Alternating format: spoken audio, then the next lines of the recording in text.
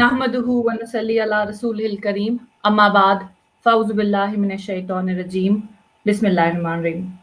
Ladies and gentlemen, Assalamu alaikum. We welcome you all to this English transmission. I am Gausia Salim. As the entire world is battling with the COVID 19, we thought to look at it from the spiritual and medical point of view. Today in the panel we have Imam Amir Aziz, Imam of the oldest mosque of Berlin, Germany, Masters of Arts in English, certified in Arabic language and Islamic Sharia, Al Azhar University, Egypt, certified in Professional Studies, United Kingdom. Welcome, sir. We also have with us Dr. Jawad Ahmed, GP partner, MBBS, MRCGP, a general practitioner for 20 years in the United Kingdom, and a specialist in musculoskeletal conditions. Welcome, sir. My first question is to you, Imam Amir. With all the powerful images coming up on the social media, especially that of a 3-year-old Syrian boy saying, I will tell God everything. We see some people equating COVID 19 with the anger and curse of Almighty. How do you see it in the light of Holy Quran and Hadith?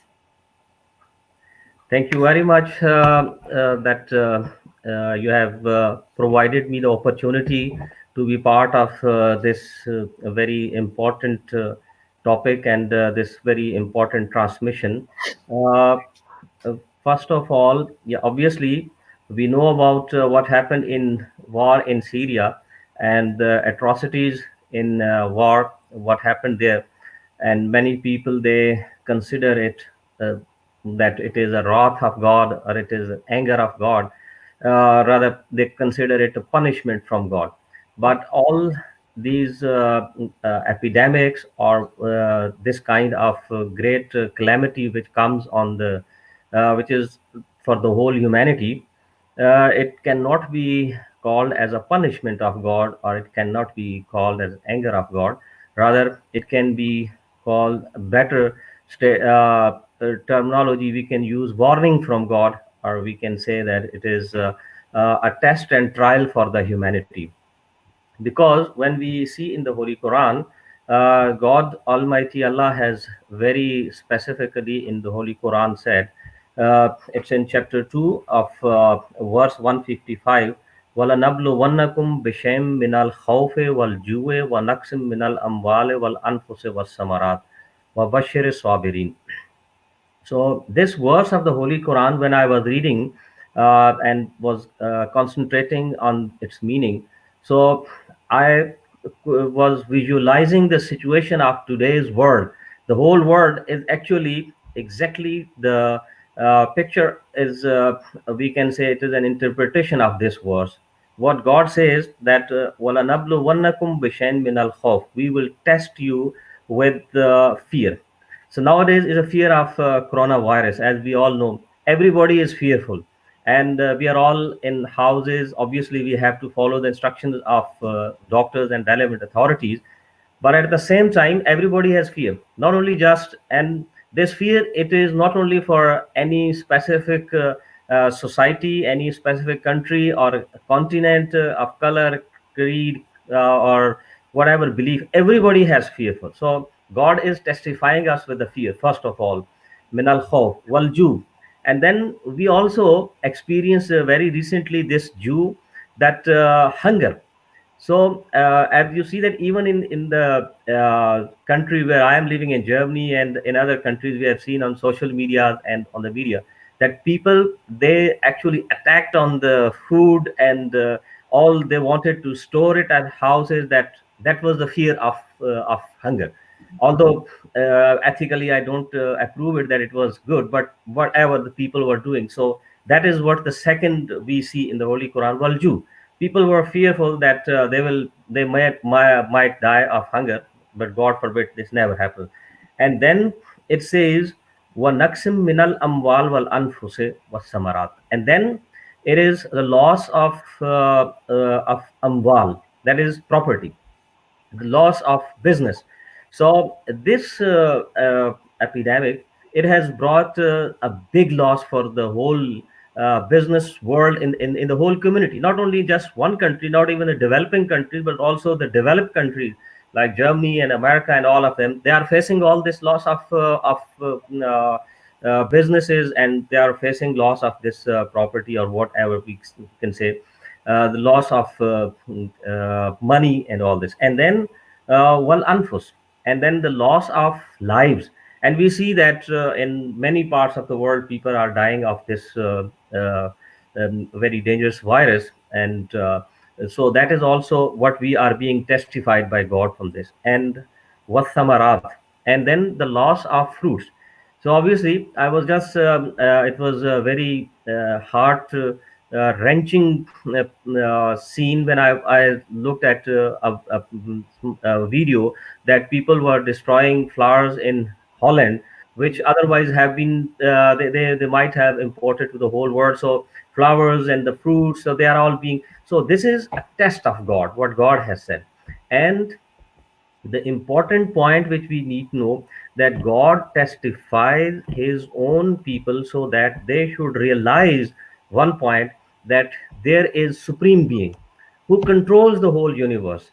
So it is not just, let's not consider it as a punishment, rather it is a warning for us, that let us go back to that creator who created us, and let us not forget that supreme being who is controller of the whole universe.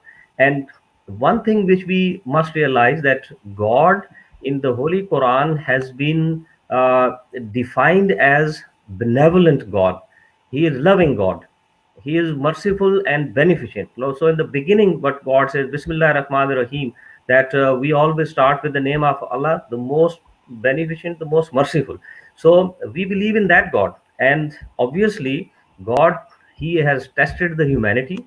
And if we see that with this coronavirus, what is going on, the not only is this, that the cities are deserted, not only the countries are deserted, but even those places which are otherwise all the time people, they just waste their money in many idle pursuits, they're also empty now. So what in one of the hadiths, the Prophet ﷺ says, he said that in Ramadan the Satan is chained. So we can say that Ramadan is still to come, but with this coronavirus, God has chained the Satan, and everywhere people are at house, they can enjoy themselves sitting with their own family, and they can go closer to God. God says, "Wasjud waqtarib." In the Holy Quran, God says that prostrate, bow down to Allah, and waqtarib, and get closeness to Allah, get the nearness to God, and that is possible to through our own prayers, while sitting in home, and while concentrating much more on our daily routine, and try to mend our own ways. And this is how we should take it, as only what I would consider it as a test and trial of God, as a warning for God for the whole humanity, that let humanity go back to its own creator, and they should realize it, and they should think of over it. This is what my stance about this COVID-19 is. Yeah. Thank you. My question to you, Dr. Jawad, is with all these shutdowns, lockdowns, and quarantines worldwide, a lot of emphasis is being given to personal hygiene and mental health. So, what is your take on this as a medical professional? First of all, thank you very much for inviting me to your discussion today. I think I was very sort of impressed by what Imam Amir Aziz Saab has told from a religious point of view. I think from my point of view, I'd like to just give you a bit of background to this coronavirus, or COVID-19 is actually disease that has plagued the whole world right now. So the actual virus, from the medical point of view, is called the SARS-CoV-2 virus. So SARS stands for Severe Acute Respiratory Syndrome. So SARS-CoV-2 is the actual virus, or the coronavirus 2, and the disease is called the COVID-19. Now, whatever we discuss today medically, I don't want anybody to apply it or take it as Bible, because things are changing so rapidly that what we talk today may not be relevant tomorrow. So I am going to just present something medically which I have seen so far and up till yesterday, what we're seeing, and maybe from more of a UK perspective. As you know, every country is dealing with it in a different way, and most of the countries are using science-led action. So the best scientists in the country are being used to then look at what stage the disease is within their country and what measures we should take. So the measures that are being taken in England, for example, are different to the measures which are in Italy, which is a different phase of this outbreak. And similarly, in Pakistan and other countries, they should be following the advice of their country and their government. Because what is the idea? Okay, this is a virus the world has never seen before. This is an absolutely brand new virus. How it came into being, everybody knows. I don't need to go into the details of where it came from. I'm sure everybody has a PhD on coronavirus now, so they know. But the question here is, none of us are immune. And this is a highly infective virus. Okay, so if you have flu or cold, one person infects one person. This particular virus, so far we know that it can infect one person, can infect three persons, and it's exponential. And therefore, it can cause very many people to be ill very, very soon. Now, if this disease spread very slowly, then the existing medical facilities will be able to deal with it. So if you had a few patients coming in with respiratory distress syndrome, or they needed a ventilator or highest medical equipment, then they could deal with it. But what happens is, as it spreads, you have a vast number of people requiring intensive care. And that is something where most countries lag. Because in UK, on a normal basis, we only have 15 to 20% capacity to absorb this extra load that comes. And this is far beyond. So therefore, the reason I'm going into background is just to give you, the idea of what the countries are doing. So the idea is to contain the disease, delay it, so less people get infected slowly. Then the research is on the way at the moment. Everybody all around the world, because they have the genome, they have decoded the virus itself. Everybody's working to find out, how we can test it, how can we create a vaccine, but that is, and then mitigate the response from it. So the problem is, as normal people, all of us, we can help by doing these hygiene measures that is talked about everywhere, and everybody knows, washing your hands is the most common thing you can do. These surgical masks people wear, they are no good, honestly. Unfortunately, I see it a lot on TV, people wearing these masks. They are surgical masks that surgeons wear in theater to try to prevent fluid splattering. They do not stop coronavirus from entering your body. And masks are helpful if somebody who's unwell, then they can put a mask on to prevent their infection. So what people are saying these days is, assume that you have the virus, okay, and try not to give it to anybody. That should be the thought in your mind, that just assume I have the virus, I'm not going to give it to anybody, I'm going to wash my hands, I'm going to see what I'm touching, who am I coming into contact with, are there elderly, are there vulnerable people? As you know, there is a list of people who are specifically vulnerable, who can get a very severe illness. For vast majority, 80% of us, it will give us a viral illness that will give us fever, cough, body aches, but we will get better. Those 20% are the ones we are trying to protect. And in those 20% are people who have low immune system, people who are undergoing cancer therapy, people who have had transplant surgery, people who are on drugs for arthritis, bowel conditions, which reduces their immune system. They are particularly vulnerable. They can have a very severe illness resulting in pneumonia. That is where you need the intensive care treatment. Now, you were talking about the hygiene. So, we know about hand washing, I said, about hand sanitizers, avoid touching your nose and face once you wash your hands. Social distancing. I know in certain countries, especially in Germany, Brother Amir Aziz is here, and in UK, we cannot go out. Unless it's absolutely necessary, we go out once a week to get some groceries. And again, we have to be very responsible and sensible to get only what we need. Don't stockpile because everybody else needs to eat. So if I just get all the sanitizers, wash my hands 10 times a day, and my neighbor doesn't get it, then there's no point. But everybody should be washing their hands. It is a community-wide exercise that we all have to do. If we don't do it as a community, then it does not reduce the spread of the disease. And again, you when you're in the house, make sure you got disinfectant wipes or clean door handles, things. People, when they use lifts, are not touching the buttons anymore. They're taking the stairs because in China, people did get the disease by using lifts and the buttons. Would you like me to keep going, or? Yeah, I mean, I have to go to the next question. So I think pretty much we are clear about it. Okay. So, yeah. Okay. Thank you. No, I can just tell you something about just a statement. Somebody said that just think of washing your hands, wash your hands like your life depended on it. Just wash your hands like your life depended on it. So you have to keep that mindset. You have to, and again, we can maybe come to the mental health side of things later if you want, or do you want me to mention it now? I mean, it's up to you. Okay. My second question is somehow more related to how do we adapt it. Okay. So if you can cover the mental health over here. Okay, thank you.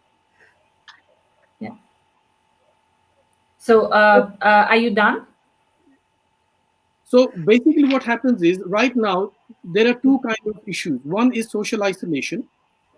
Number two is reduced physical activities. We are all reduced into our houses. And then the unpredictability, because the thing is, we don't know what's going to happen. You hear all these horror stories going on, being played in front of you on the TV, on the social media, of people dying. So I just want to put things into perspective. Now in UK, every year, about 14,500 people die in winter period due to influenza. Okay? Every year. Okay. Okay? At the moment, so far in UK, the current deaths that have taken place due to COVID-19 is 1,019. That was up to last night. Okay? And most of them had pre-existing health conditions. So you need to sort of panic too much. But again, then you have to make sure that you do all these strategies to prevent it within yourself and your families. Because we have also known that younger people have died as well, with no pre-existing health problems. So the virus behaves differently. Depends on how your immune system is behaving, what your nutritional status is, whether there is any pre-existing condition. So that is something I just wanted to put into perspective, that yes, we need to be careful, we need to fight it, but we don't need to panic about it. If we do all we can, being Muslims, and then we leave the rest to Allah. We pray, we do the bits and we try to change ourselves. Like Amir Bhai said, these things come as a trials, and then you need to learn from it. We need to change our behavior as a whole, so we can look at the situation in that. So when people are in isolation, what can they do? I mean, as a Muslim, we can pray. We have a structure to our day. People are saying you must wake up first thing. Dr. Jawad, sorry to interrupt you here. Maybe you can discuss it in the second question, because that is related to it. Thank you. Yeah. Thank you so much. Since we are running short on time and we're just left with 10 more minutes, so my next question is to Imam Aziz: how to seek forgiveness from the Almighty for forgetting the basic values and teachings of justice, kindness, and humanity? Yeah, thank you once again. Now, this is a very important question, because most of the time in Muslim world, and especially by most of the religious scholars, they only just say, okay, you just do istighfar and you say that you repent to Almighty Allah, and that is finished. In the Holy Quran, actually in chapter 39, verse 53, God says, "Kul ya ibadiyallazina asrafu ala anfusihim la taqnatu min rahmatillah. Innallah yaghfiru dhunuba jami'a. Innahu huwal ghafurur rahim." Say, O my servants who have been prodigal regarding their souls, despair not of the mercy of Allah. Surely Allah forgives sins altogether. He is indeed the forgiving, the merciful. Now, this is actually God in the Holy Quran is very hopeful God. What we find is that La taqnatu min rahmatillah. That the true servants of God, the true believers of God, they should never be hopeless. They should never have despair in their life. That is the most important and successful, I think, uh, most successful tool one has, that one should never be despair of whatever the situation comes in one's life. But secondly, what we need to know that istighfar and toba does not mean that only uttering few words from your mouth. When we say istighfar and toba, that means we have to change our routine. We have to change our life. So when God says that He forgives all sins, it means you don't repeat it again. It's not like this that we say, okay, now from this onward we will say astaghfirullah, and then the next time we will go and do the same thing. As we have seen many instances in different countries, like where people they started hoarding the food, people they started uh, even uh, selling the mosque and medicines and all necessary thing on a very higher price. So that is not istighfar. That is not at all mean that we are repenting to Allah. That means that we are actually not taking warning of God seriously. So istighfar means we have to change our behavior. That behavior is important. As now, as Dr. Jawad Sahib, he told that we have changed our routine, that we are living inside now. That is change in behavior. Students are there, not in the school and colleges, they are in houses and learning things. So as we have changed our this physical activities, so is the case that we have to change our habits and our spiritual life also. That spiritual life changes not only uttering few words, it changes with our own action. In the Holy Quran, Allah says, lima takuluna ma la tafalun. Oh people, why you say something which you don't act yourself? So if I start preaching people that you should say istighfar to Allah and you should pray 5 times, and you start praying tahajjud and all this, that is very good. That obviously it is the way. Prayer is the only source that we can have a communication with our own Lord.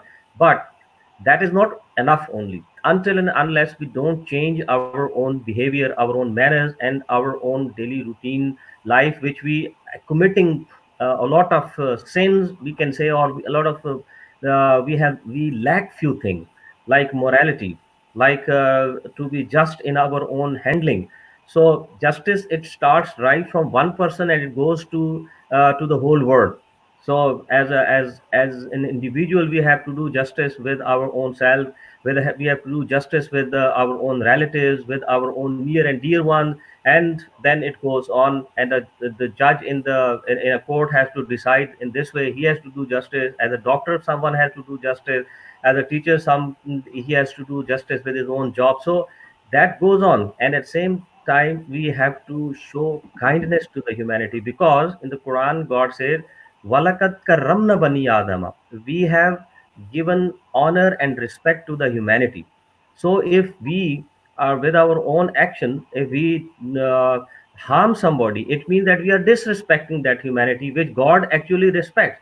So it means we are going against God again, once again. So what is the far, and what forgiveness, asking and seeking forgiveness mean? To change our own behavior, to change our own action, and that is what the real istighfar is.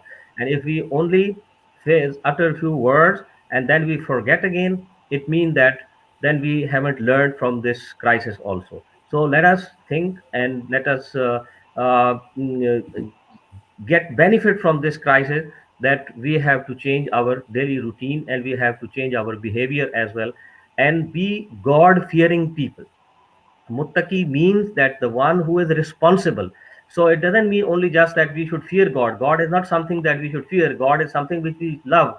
But it means that we have to be more dutiful, more responsible, and that responsibility is actually taqwa, which Allah wants from us, and that is what we have to adopt from. and we have to learn from this crisis.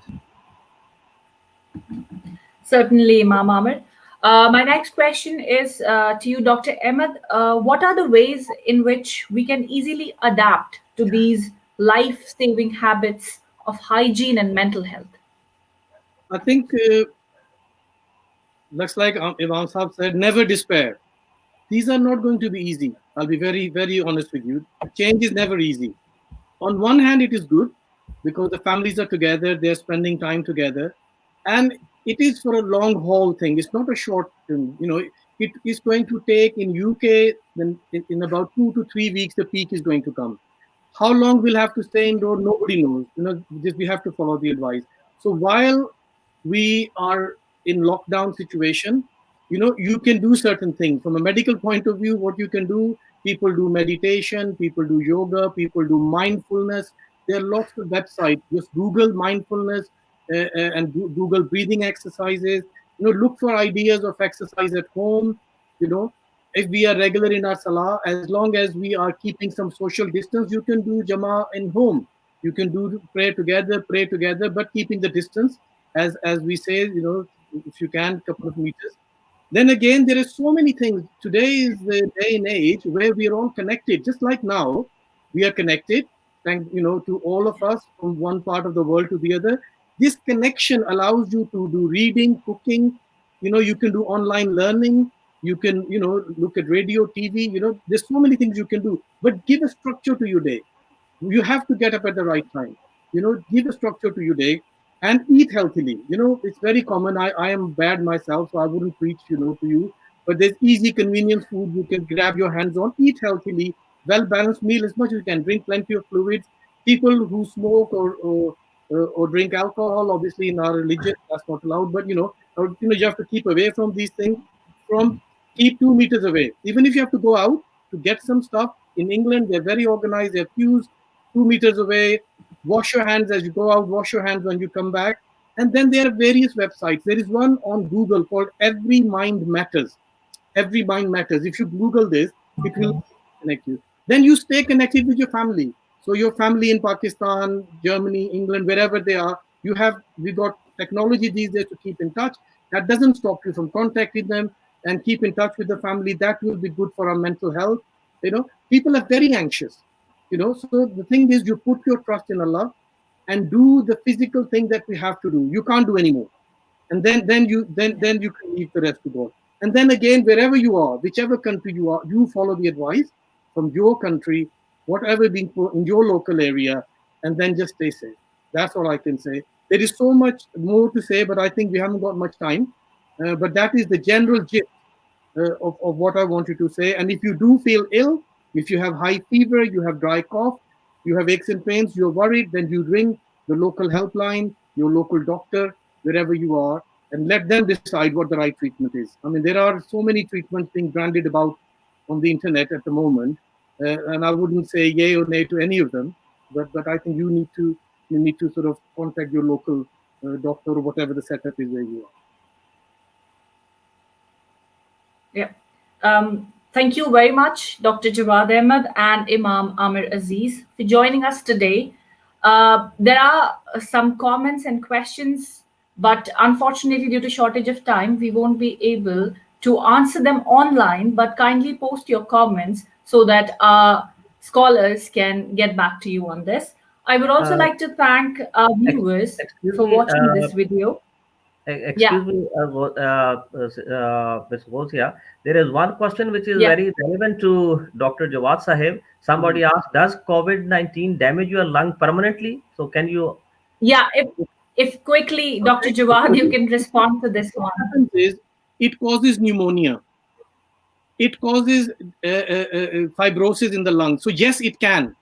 The question is, anybody who's had pneumonia in the past, to whatever cause, if you have severe pneumonia, there will be a reaction to the lungs, and it can damage your lungs. Now, if you treat it efficiently and you catch it early, and we don't let the disease progress, then we have to wait. We have not gone to a stage where we are 2-3 months down the line now to be able to tell you with confidence by doing lung function tests, see what amount of damage is done. But in the past, from infections or pneumonia, can actually end up damaging the lungs. like any infectious disease, if you have TB of the lungs, if you have pneumonia, that can sometimes leave a damage which may be permanent.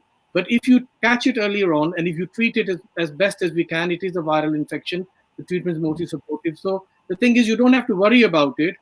We are not 100% sure what amount of damage, because unfortunately in the higher risk group, some of the people with very serious illness have passed away. So those who will survive, we'll have to follow them up, and we'll be able to tell you in more detail. Okay. Thank you. I hope the reply is satisfactory. So I would like to thank both our dignitaries again. Thank you so much Thank for you being here today. Thank you very much. Yeah, thank you. I would also like to thank our viewers for joining us today and watching this video. So till we meet again, stay safe, stay healthy, and stay indoors. Allah Hafiz. Allah. Allah Hafiz.